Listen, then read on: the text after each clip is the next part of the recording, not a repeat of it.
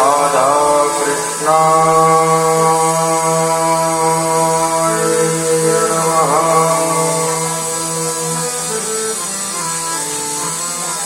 अखंड मंडलाकारं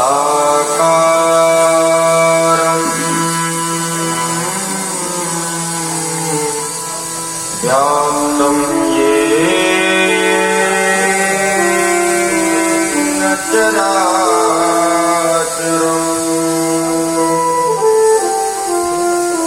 तत्पदं दर्शितं येन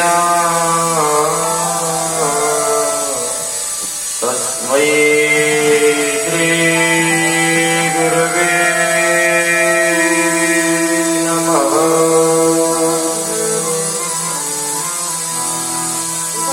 करेण वीणाम्बरिजादयन्ती यथा जपन्ति मकरेण माला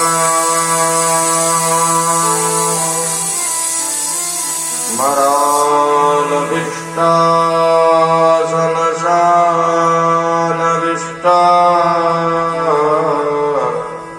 सरस्वती तां शिरसा नमामि।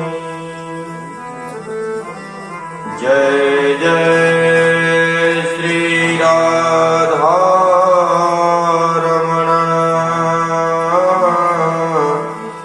जय जय नवल किशोर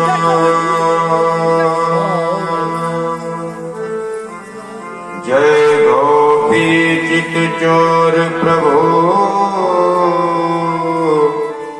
जय जय माखन चोर।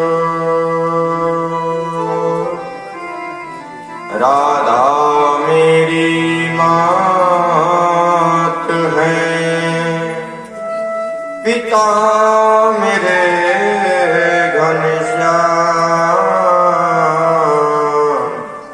सब भक्तों सब संतों को मेरा कोटि कोटि प्रणाम। श्यामले घनश्याम तुम तो प्रेम के अवतार हो। हाथ मुरली सर मुकुट और गले में हार हो। चल रही आंधी भयानक भंवर में नैया पड़ी थाम लो पतवार गिरधर जिससे बेड़ा पार हो। बोल सच्चिदानंद भगवान की सावरे सरकार की भागवत भगवान की बंसी वारे की वर्षाने वारी की। परम श्रद्धामयी पावन पुनीत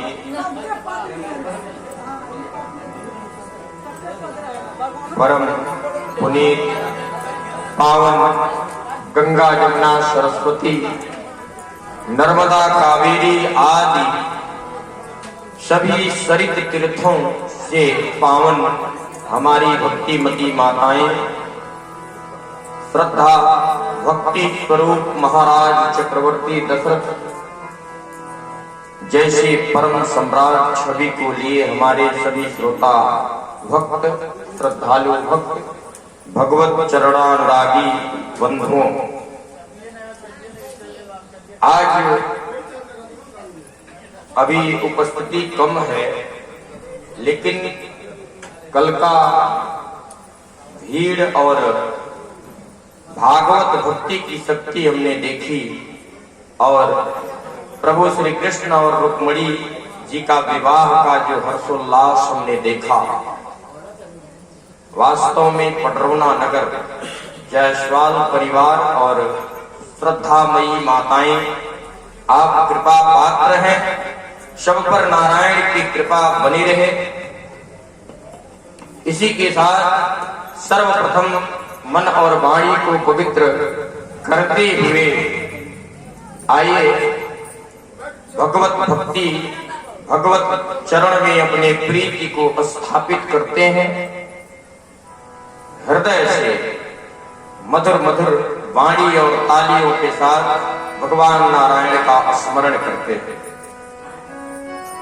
श्री कृष्ण गोविंद हरे मुरारी, हे नाथ नारायण वासुदेव। श्री कृष्ण गोविंद हरे मुरारी, हे नाथ नारायण वासुदेव। श्री कृष्ण गोविंद हरे मुरारी, हे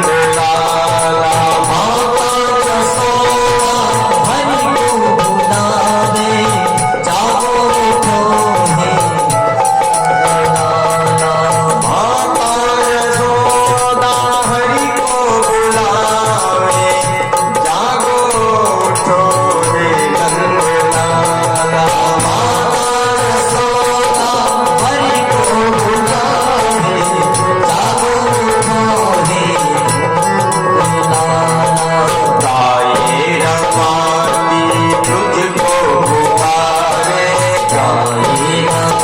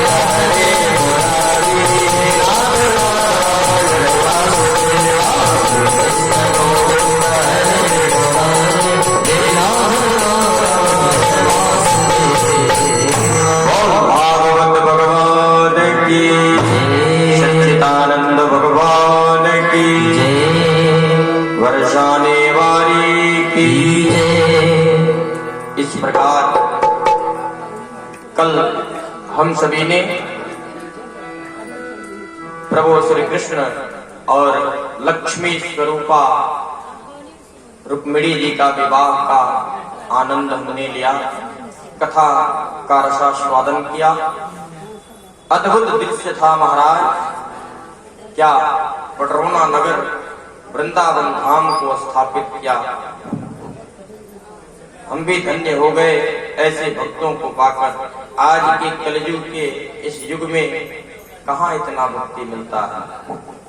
आजकल तो फुर्सत ही नहीं, बहुए हैं तो किसी तरह भोजन बना, फिर महाराज 15 साल विवाह को हो गए लेकिन 6 घंटे आज के मोबाइल फोन पर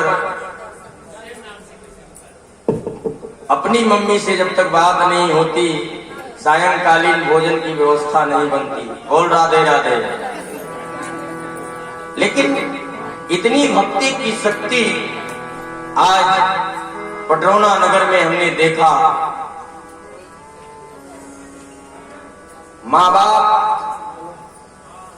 क्या होते हैं, पिता पुत्र के लिए क्या होता है, यहाँ देखना हो तो एक उदाहरण प्रदीप जी, गोपी जी, ऐसे भक्त जो माता पिता के सपनों को साकार कर रहे। यदि माता पिता थोड़े से तैयार नहीं है तो तैयार कर लिए और ऐसे कथा का आयोजन किया। महाराज ऐसे पुत्र का भी होना जरूरी है। आइए विवाह की कड़ी में एक बार प्रभु श्री कृष्ण के ऊपर सत्राजीत ने समंतक मणि की चोरी लगा दी। चारों ओर ऐसा सुनाई देने लगा कि समंतक मणि कृष्ण के पास ही है। कुछ लोग कहते थे कि बचपन में माखन चुराया करता था, मणि भी उसने चुराई ली। मणि की चोरी तो लग गई, अब भगवान क्या करें। भगवान मणि की तलाश में निकल गए।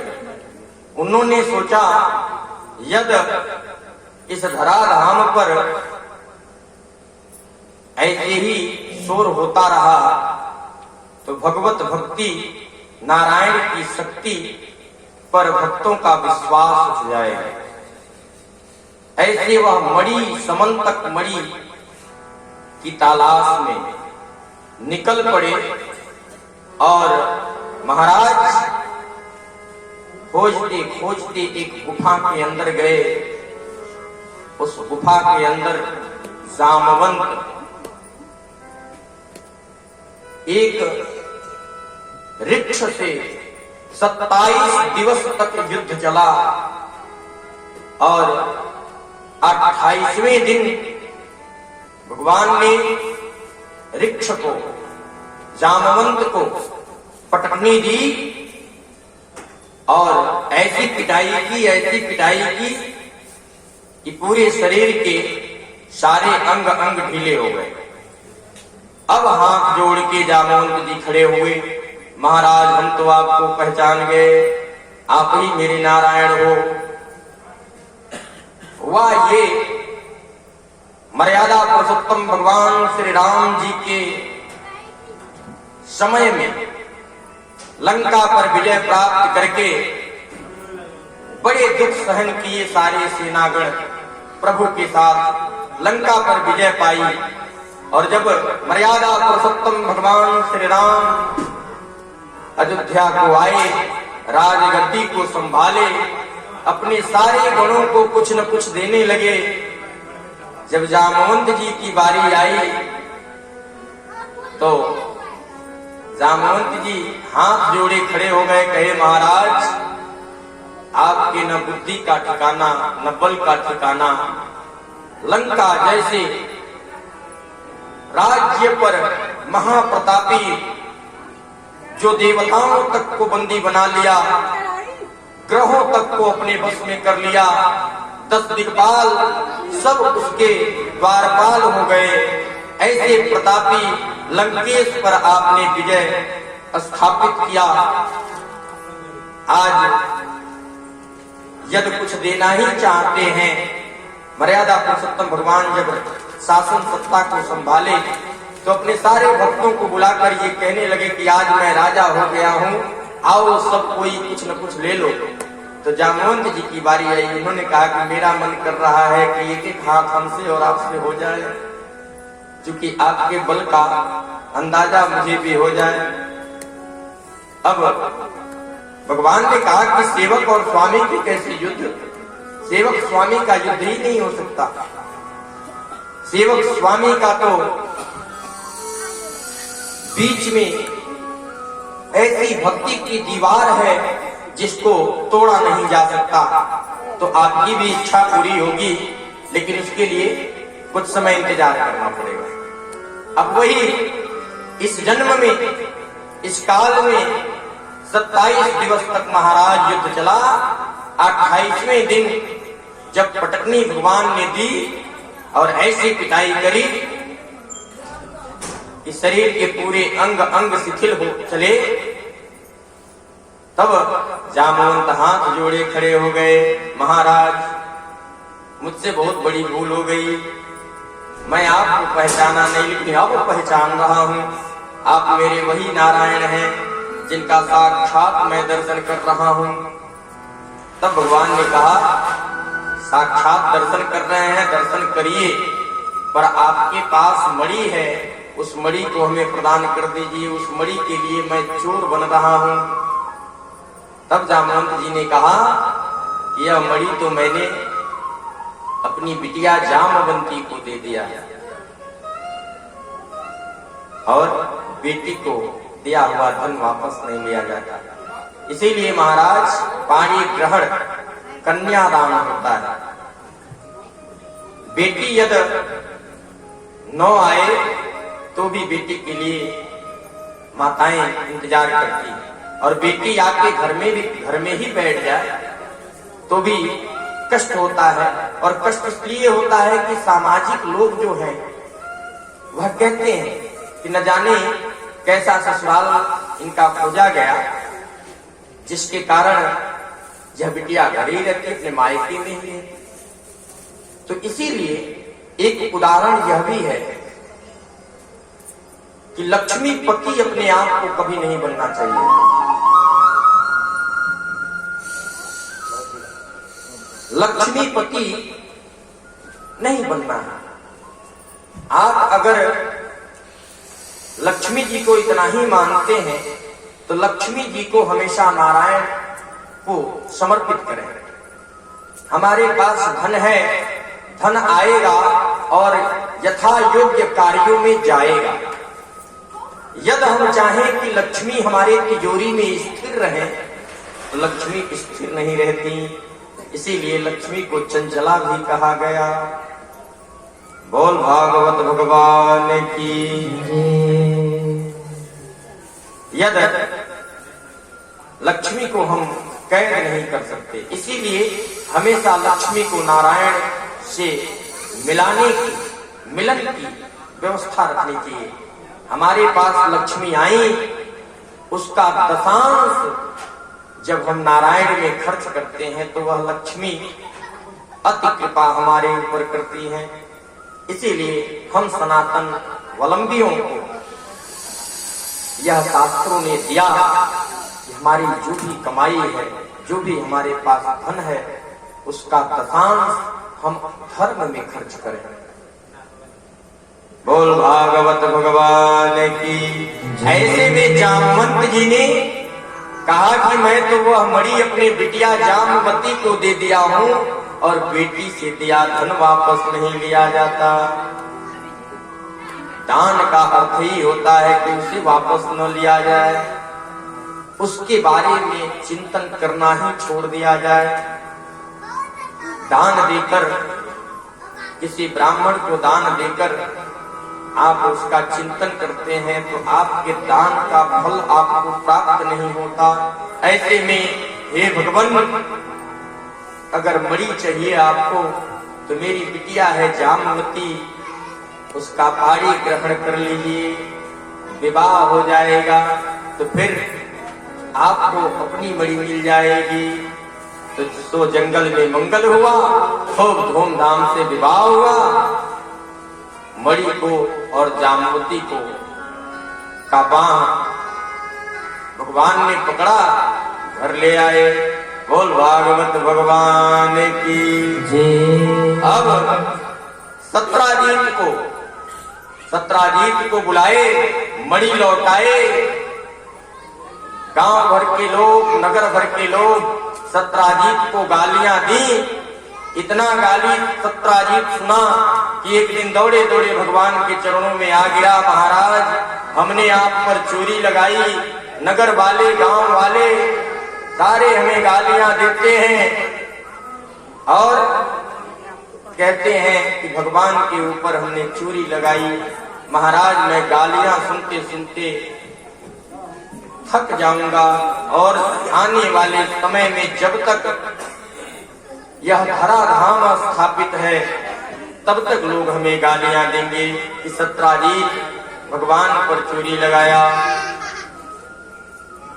तब भगवान ने कहा, मैं किसी का जिह्वा थोड़ी रोक सकता हूं, लोगों का जिह्वा मैं थोड़ी रोक सकता हूं। तब सत्राजीत ने कही कि भगवान, एक कृपा कर दो कि लोग मुझे गालियां ना दें। मेरी बिटिया है सत्यभामा, उसका पाणी ग्रहण कर लो। आप मेरे दामाद बन जाएंगे, हम आपके ससुर बन जाएंगे। जब आपके ससुर बन जाएंगे लोग गालियां नहीं देंगे। ऐसे भगवान ने कहा, जो तारी मर्जी। भगवान का विवाह सत्यभामा से भी हो गया। बोल नारायण भगवान की जय। केवल सुनिए भी मत, गिनिए, गिनती करिए। कितने कितने विवाह हो गए प्रभु के, कितने विवाह हो गए। कथा श्रवण नहीं कर रहे आप। कल रुक्मिणी जी का विवाह हुआ, फिर जामवंत जी से युद्ध कर जामवती जी से विवाह हुआ। अब सत्राजीत गाली के डर से अपने पुत्री का पाणी ग्रहण भगवान से कर दिया। सत्यभामा से विवाह हुआ। तो ऐसे कितने विवाह हुए? 3। गिनती जाइए, 1-2 आगे पीछे हो जाए कोई बात नहीं, पर गिनती याद रहे। बोल नारायण भगवान की। ऐसे एक बार प्रभु दिल्ली गए। दिल्ली, जहां उस समय उसी दिल्ली का नाम इंद्रप्रस्थ था। अर्जुन के साथ भ्रमण कर रहे थे यमुना तट पर। वहां देखे एक नवयुवती तपस्या में विलीन है। महाराज अर्जुन गए और पूछे, हे नारी, हे कन्या, आप इस घने वन में यमुना तट पर क्यों तपस्या कर रही है? अब महाराज अर्जुन से उस कन्या ने बोला कि प्रभु को अपने पति रूप में प्राप्त करने के लिए मैं तपस्या कर रही हूँ। तब अर्जुन जी ने कहा, लो भाई, बात बन गई। प्रभु के तो बृहस्पति के घर में जाकर शुक्र भाव, लग्न भाव में बैठे हुए हैं। जब बृहस्पति के घर में शुक्र का भाव हो जाता है तो निश्चित ही गूंगे, बहरे, लंगड़े, काने सबका विवाह हो जाता है। बोल भागवत भगवान की। अर्जुन जी ने कहा कि प्रभु के तो बृहस्पति के घर में ही शुक्र का निवास है। अब आए दौड़े दौड़े, कहे, प्रभु आपकी श्रीमती जी आपका इंतजार कर रही हैं, आपसे विवाह करना चाहती हैं। तब प्रभु ने कहे, अच्छा चलो परिचय कराओ। अब प्रभु आए, परिचय किए। ऐसे में कालिंदी नाम था। कालिंदी से पाणी ग्रहण हुआ, घर ले आए। बोल भागवत भगवान की। ऐसे में एक उज्जैन की राजकुमारी थी, बिंद और अबिंद की बहन थी। बिंद और अबिंद ने अपने बहन को समझाया कि बहन तुम्हारा विवाह दुर्योधन से होगा और हम स्वयंवर रचेंगे, उस स्वयंवर में दुर्योधन को वरमाला करना। अब मित्रविंदा जो बहन थी वो मान गई, ठीक है, चूंकि विंद और अविंद ये चाहते थे कि हस्तिनापुर से भी हम लोगों के रिश्ते प्रगाढ़ हो जाएं। ऐसे में उज्जैन की राजकुमारी मित्रविंदा का स्वयंवर हुआ और उस स्वयंवर में भगवान द्वारिकाधीश भी पधारे हुए थे। अलौकिक छवि महाराज प्रभु की सूरत देखकर, मोहनी मूरत देखकर कल्पना मात्र से भक्त उनके दीवाने हो जाते हैं, कल्पना मात्र से।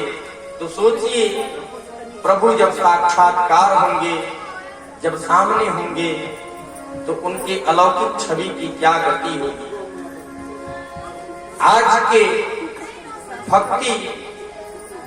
भक्ति काल में मीराबाई ने कल्पना मात्र करके राजमहल को छोड़ दिया और प्रभु श्री कृष्ण की दीवानी बनी, दासी बनी। तो समझिए उस समय साक्षात्कार नारायण से होगा तो कितना अलौकिक दृश्य होगा।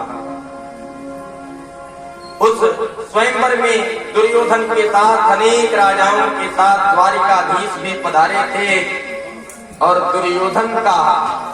दुर्योधन को देख पाए मित्रविंदा, उसके पहले ही द्वारिकाधीश से आंखें चार हो गई और जब आंखें चार हुई दौड़ी दौड़ी गई